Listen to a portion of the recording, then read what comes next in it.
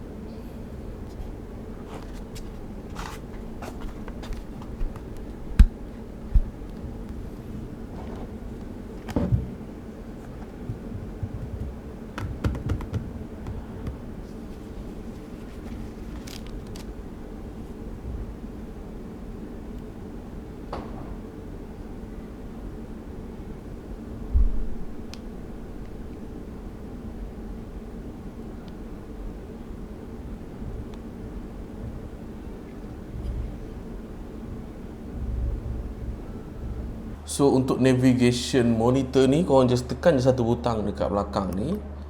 So yang ini korang boleh touch screen touch screen. Ini adalah volume, yang ini adalah brightness. So korang boleh tengok brightness tu dia dah kurang. Yang ini dia punya contrast, kita boleh kurangkan, kita boleh naikkan. Saya biasa blast saja. Dan juga ada items yang korang boleh tengok kat sini lah, rotation ke ataupun input ke, rotation lagi smartphone ataupun HDMI dan sebagainya. So kita pergi kepada satu lagi tab. Yang ini adalah ada punya preset mode lah. So yang ini adalah standard mode, korang boleh tengok kat situ.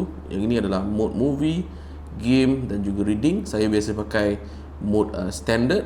Dan juga yang icon ini adalah icon untuk enable kita punya touch input. Once kita kalau kita tekan, dan dia akan jadi dalam bentuk grey, bermaksud kita dah tak boleh touch. Cumanya nanti dia akan refresh. So kita kena tekan lagi butang kat belakang. Pergi ke navigation tadi, korang dapati touch input kita sudah pun warna grey. Okay, tapi saya enablekan saja. Again, kalau kita enablekan balik, dia akan cuba reset semula the screen dalam masa lebih kurang 5 saat. Kita kena tekan balik butang kat situ and then navigate semula di sini. Dan butang sebelah ini adalah OD. OD ni maksudnya overdrive lah. Okay, overdrive on contohnya kan. Overdrive ni khusus untuk gaming lah, which is kita boleh tingkatkan sedikit masa response times kita tu.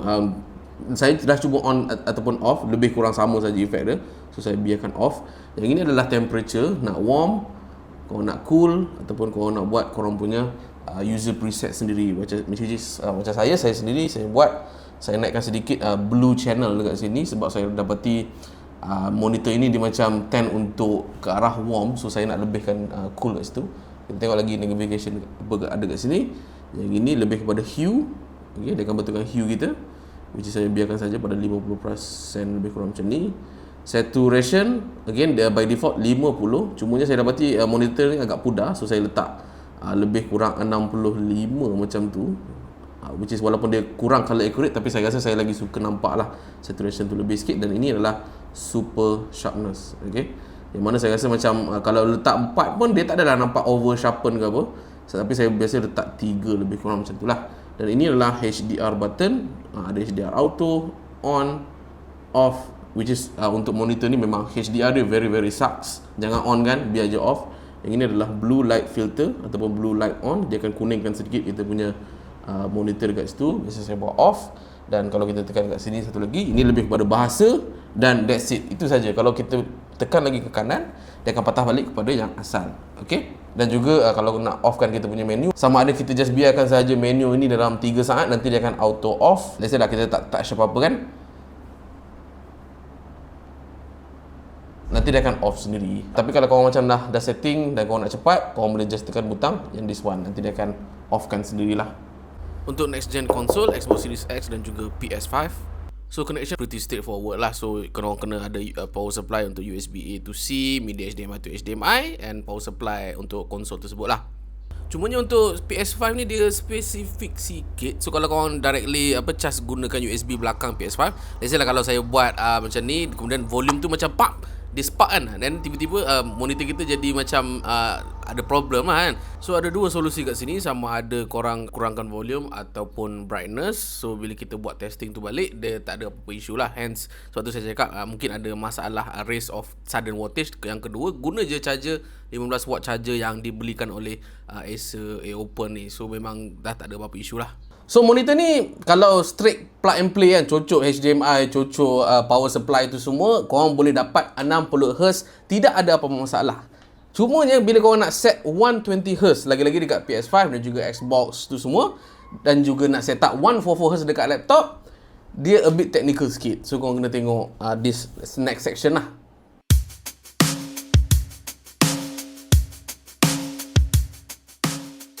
Untuk PS5, kita kena pergi dekat bahagian setting dekat sini. Kemudian cuba cari screen and video. Pergi kepada video output. Resolution, make sure kita set kepada 1080p.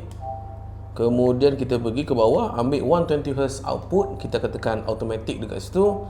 Kemudian kita pergi kepada HDR ni. Semua HDR ni semua kita akan tutup. So HDR kita akan off.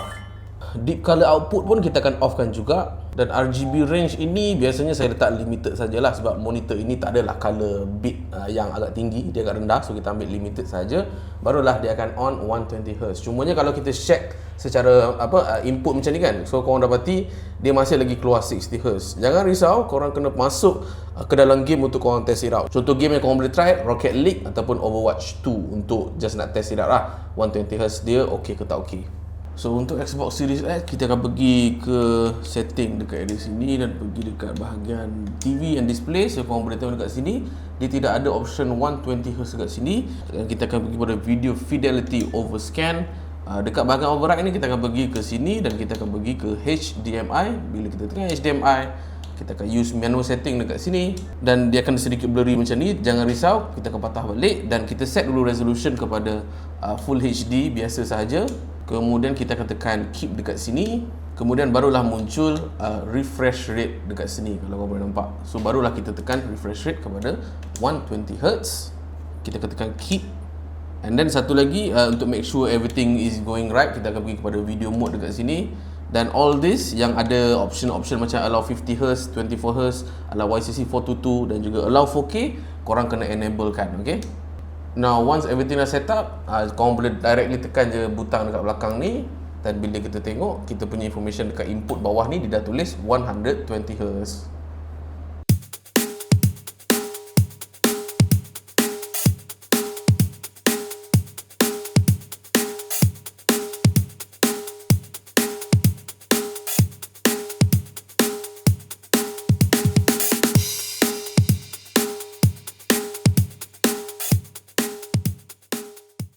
Untuk laptop ataupun PC, yang saya gunakan laptop saya Lenovo Legion 5 Gen 6 saya boleh connect USB-C sama ada dekat atas ataupun bawah.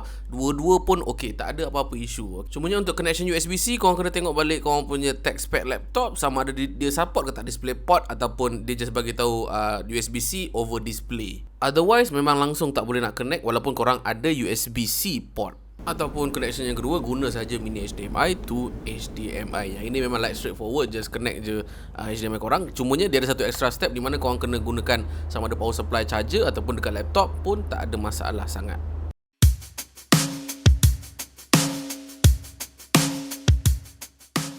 So bila buka je dia akan detect 60Hz bukannya 144Hz. Macam mana kau nak buat? Kita akan klik kanan dan kita akan ambil display setting. Kemudian kita akan identify sekejap lah. So yang ini monitor satu, yang kita punya portable monitor pada yang dua lah. So make sure klik yang dua. Kemudian kita akan pergi ke bawah dan kita akan pergi ke advanced display settings. Kemudian kita akan ambil lah display kita yang this one lah. Betul lah, display dua kita ni. Kemudian barulah kita navigate ke refresh rate yang this one. Dan barulah kita ambil 144Hz, barulah dia akan enable kita punya 144Hz.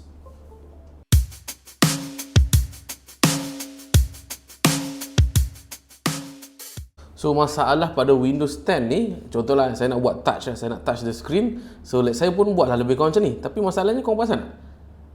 Kenapa dia macam touch ke sana, nampak? Saya touch dekat sini tapi dia keluar dekat area sini. That's where Windows 10 ni kita kena ada sedikit tutorial yang korang kena buat lah. First things first, kita katakan Windows dan cuba cari control panel. Yang ini control panel yang lama tau, bukan yang baru punya. So control panel. Kemudian korang kena pergi dekat view by atas ni, kita ketekan dan kita akan ambil large icon. Kemudian barulah kita nampak tablet PC setting, nama dia tablet PC setting. Saya tekan dekat situ. Kemudian dekat atas ni korang just boleh pilih display korang, iaitu yang Acer AOpen punya ni. Kemudian barulah kita tekan setup.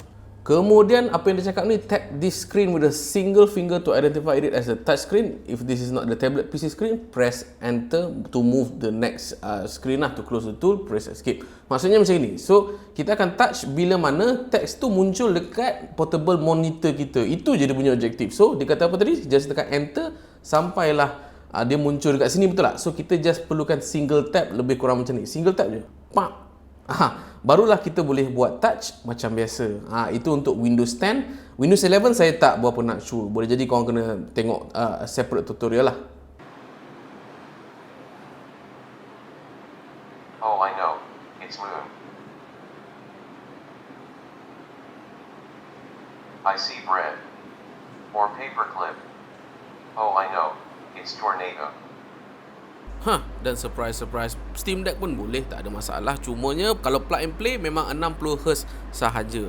Kalau korang nak set up 144Hz, tak silap Cikgu Luan, korang kena pergi ke desktop mode, iaitu Linux punya OS. Korang kena set up dekat situ. Tapi yang selebihnya saya tak tahu sangat sebab saya pun bukanlah owner Steam Deck sangat. Cumanya problem, contoh kan, let's say lah kalau saya naikkan brightness lebih kurang macam ni, tiba-tiba black screen again.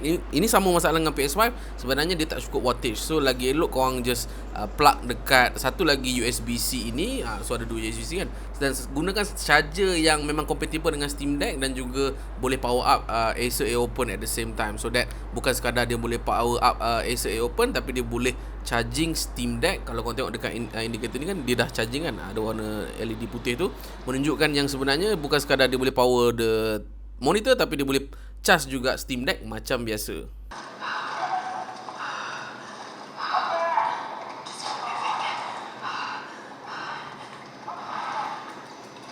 Which comes to the question, macam mana nak dibandingkan dengan portable monitor yang saya beli, iaitu Lenovo ThinkVision M14 yang saya dah pernah gunakan selama 3 tahun. Again, kalau korang nak tengok full review pasal portable monitor ni, korang tengok video ini dulu. First things first, monitor ni USB-C sahaja, maksudnya tak banyak support pada TV, monitor dan sebagainya. Cumanya saya sukalah dia punya design, the flap, dia punya orang kata apa, easy to use, dan dia memang out of the box memang matte display. Maksudnya dia takkan orang kata apa glare macam model Acer Open kita, lebih kurang macam ni, dah nampak cermin dan saya tak suka tengok muka saya tiba. Tapi Acer Open dia ada advantage USB-C display dan juga HDMI display. At the same time dia pun ada built-in speaker dan juga touch input, yang mana Lenovo ThinkVision tidak ada lah. So overall, macam mana Cikgu Luan when it comes to response time ataupun dari segi Hertz itself? Adakah betul dia 144Hz ataupun 120Hz dekat konsol? Jawab saya memang straight up, memang ya. Daripada segi mouse input, daripada keyboard, typing, seolah-olah memang korang menggunakan monitor biasa sahaja. Cumanya dia ada sedikit minus sikit. Kalau korang perasan video slow motion yang saya buat itu untuk PS5 dan juga Xbox Series X itu, korang dapati dia akan ada ghosting effect. Dan dia pun ada option overdrive, which is saya tak silap saya, overdrive pun tak selesaikan masalah ghosting ni juga. Tapi selaku orang yang macam just tonton video tu, just nak main game 120Hz, korang tak nampak sangat lah the ghosting effect, melainkan korang sendiri buat slow motion. Ataupun orang-orang yang betul-betul particular bab-bab itu, mungkin model ini tak sesuai dengan korang. Tapi korang kena ingat, mana ada orang kata apa portable monitor yang semurah ini untuk that particular category. In which pada Cikgu Luan tak kisahlah, sebab memang 144Hz dan juga response time dia memang betul as claim, lebih kurang 8 millisecond, lebih kurang macam tu. Dan pasal brightness, Cikgu Luan pun terkejut juga sebenarnya. Brightness dia memang lagi, at least lagi bright daripada model Lenovo ThinkVision saya lah yang 3 tahun lepas. Dan memang banyak gila pilihan choices of korang nak brightness rendah sikit ke, korang nak buat dia color warna biru sikit ke, warm sikit ke, nak buat custom pun boleh, nak pilih hue, nak pilih saturation boleh, nak pilih dia punya sharpness, semua ada dalam tu. Dan nak monitor memang senang gila. Maksudnya just tekan butang belakang and then navigate guna touch screen. sebab dia ada touchscreen tu semua kan. Dan pasal speaker lah. Speaker, kalau macam korang play dekat bilik yang sunyi, okay, dia macam masih boleh dengar. Kalau bunyi tembak tu memang bunyi tembak yang agak jelas. But bukanlah orang kata apa output yang terbaik lah, sebab speaker dia sangat-sangat cenonet. But yet again, nak bandingkan dengan monitor lama saya, Lenovo ThinkVision M14, memang langsung tidak ada apa-apa speaker.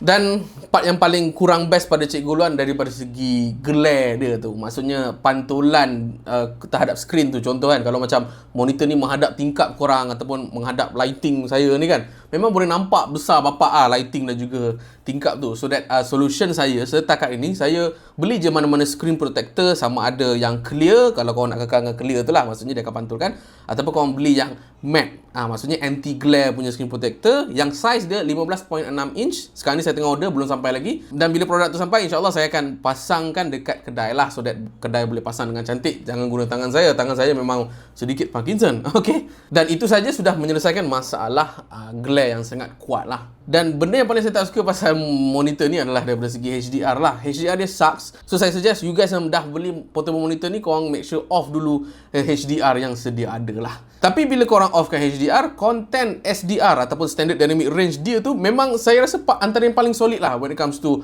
portable monitor. Sebab saya punya Lenovo ThinkVision daripada segi color memang sampah. Dia punya brightness dia bright, cumanya macam tak senice macam Acer A-Open ni lah. So memang padulah Acer A-Open ni when it comes to that. And last but not least, kepada you guys yang mencari 120Hz ataupun 144Hz, saya macam kurang berkenan dengan cara kita nak set up. Sebab kalau kau nak tahu, saya nak dapatkan setup 120, 144Hz ni bukan datang daripada user manual Acer A-Open, bukan. Ini datang daripada saya punya knowledge. Saya terpaksa Google sikit, saya kena try sikit, dan benda ni makan masa 4 hari untuk saya betul-betul setup dekat PS5, dekat Xbox Series X. Steam Deck saya dapat solution 50-50, belum sepenuhnya. Itu saya kurang selesa sikit lah, sebab saya takut macam you guys baru beli portable monitor, bila connect tiba-tiba kata, kenapa Cikgu Luan 60Hz ni kan, kata 144Hz. Itulah masalah dia, sebab it's a bit technical untuk setup. Dan sebenarnya ini pun bukan isu Acer A-Open jugalah, sebab memang belah Windows pun dia ada isu dia sendiri. Belah PS5 tu sendiri pun ada masalah connectivity lah. Maksudnya tak semua monitor yang support. Contohnya Xbox pun sama juga. Steam Deck apatah lagi, sebab Steam Deck tu baru keluar. But saya harapkan dengan video panjang kali ni, korang boleh clearkan lah. Bila once korang dah beli, korang tengok video ni balik untuk korang dapatkan that proper 120Hz dan juga 144Hz. Otherwise, produk ni memang mantap gila lah for its price point. Kalau nak dapat the same product tapi bukan Acer A-Open, dapatkan quality macam ni, saya rasa korang kena invest lebih daripada 1,700, 2,000 dan sebagainya. So monitor ni memang terbaik gila, dan tak silap saya korang boleh dapat warranty 3 tahun. Tapi syaratnya saya tak tahulah, tapi dia bagi tahu warranty 3 tahun. Korang boleh dapatkan link pembelian dekat dalam video description saya. Ada apa-apa soalan korang boleh roger dalam ruang komen di bawah. Nanti maybe next time saya boleh try buat video upon request you guys. Itu saja daripada saya Cikgu Luan. Saya pergi, saya Tan.